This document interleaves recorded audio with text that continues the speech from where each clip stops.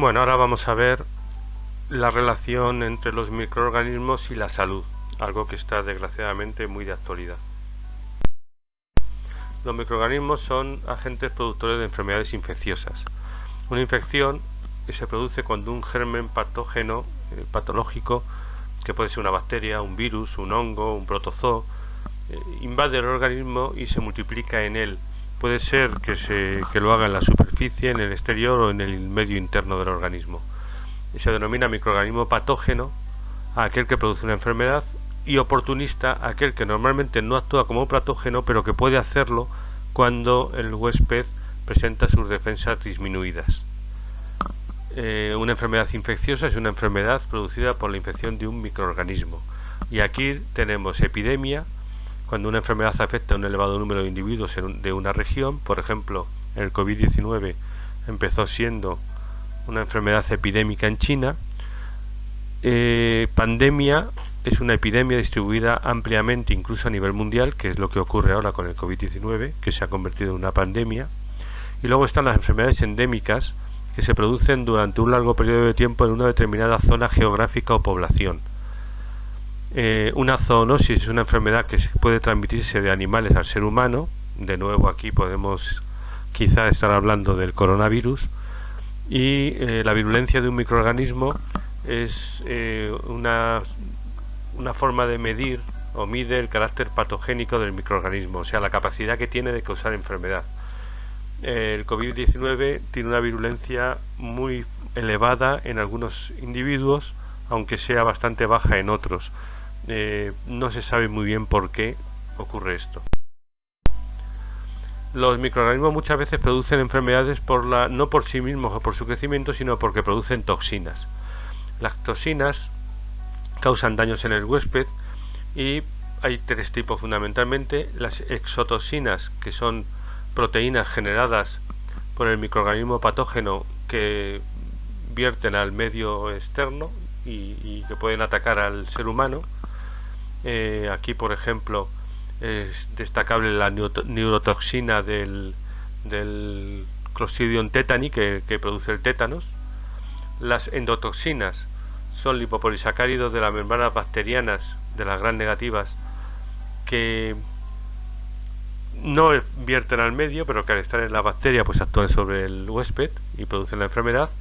Y las aflatoxinas, que producen algunos hongos como Amanita phalloides, que pueden contaminar semillas, pueden contaminar nueces y pueden provocar incluso cáncer. Las vías de transmisión de las enfermedades infecciosas dependen del microorganismo. Puede ser por objetos inertes, por infecciones de las heridas, por el agua que bebemos, por ejemplo el cólera. Esto es muy característico de las enfermedades del aparato digestivo, o por ingestión de alimentos contaminados también, por el aire, como la tuberculosis, o por ejemplo la gripe o el COVID-19, el coronavirus que padecemos actualmente, y por vectores de transmisión. Los vectores de transmisión son animales que no padecen la enfermedad, pero que la pasan y que la pueden contagiar al ser humano. Un ejemplo es el famoso mosquito Anopheles, cuya hembra, por picadura al ser humano, le transmite la malaria o paludismo, o la mosca Sessept con la enfermedad del sueño. Aquí tenéis un cuadro de cómo se puede transmitir una enfermedad. Y bueno, hay una separación primero entre enfermedades no infecciosas y enfermedades infecciosas. Las no infecciosas aquí no las tratamos. Algunos ejemplos de enfermedades producidas por microorganismos. Pues bueno, vamos a repetir algunos de los que hemos visto ya. Por ejemplo, el SIDA. Ya hemos hablado del SIDA, de cómo se produce, incluso su ciclo.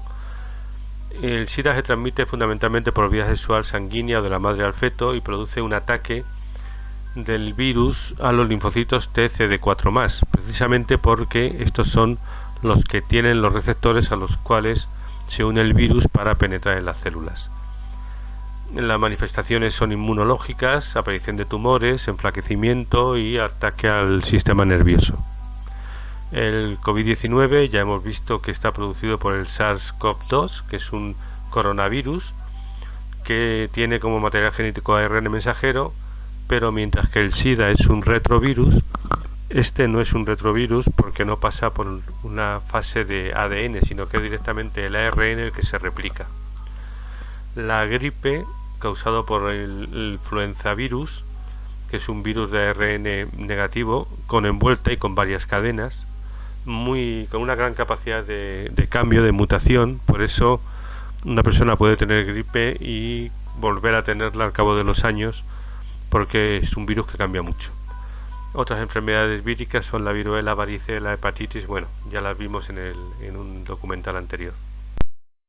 En cuanto a bacterias, destaca el tétanos, producido por Clostridium tetani, que es una bacteria que produce una potente neurotoxina, que lo que hace, normalmente se contamina, o sea, se contagia por cortes, por penetración de algún objeto fino. Es una bacteria anaerobia y produce espasmos y puede producir la muerte en un 30% de los casos.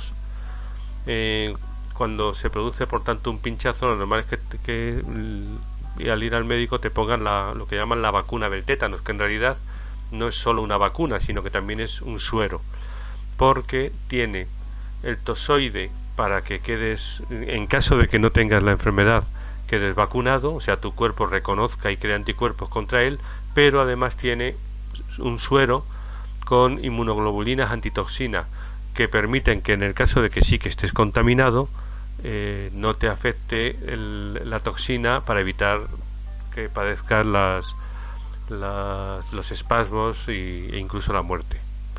Por tanto, es vacuna pero también suero. Otra enfermedad bacteriana es la salmonelosis, otra el botulismo. Bueno, hay muchas enfermedades bacterianas. La peste es una enfermedad bacteriana, la tuberculosis es una enfermedad bacteriana, la legionela es una enfermedad bacteriana, y enfermedades de protozoos, la malaria o paludismo, que es muy importante, la produce un esporozoo, el Plasmodium, y la transmite un mosquito, que es el mosquito Anopheles. También la enfermedad del sueño, la mebiasis, y enfermedades de hongos, por ejemplo la candidiasis, que es muy frecuente, por ejemplo en los niños pequeños, a veces en la boca.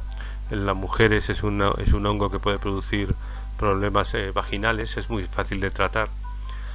Otro hongo es el pie de atleta, que se produce por pisar, por ejemplo en vestuarios de piscinas, de gimnasios, con los pies descalzos. El hongo que está en el suelo se adhiere al pie y puede crear problemas.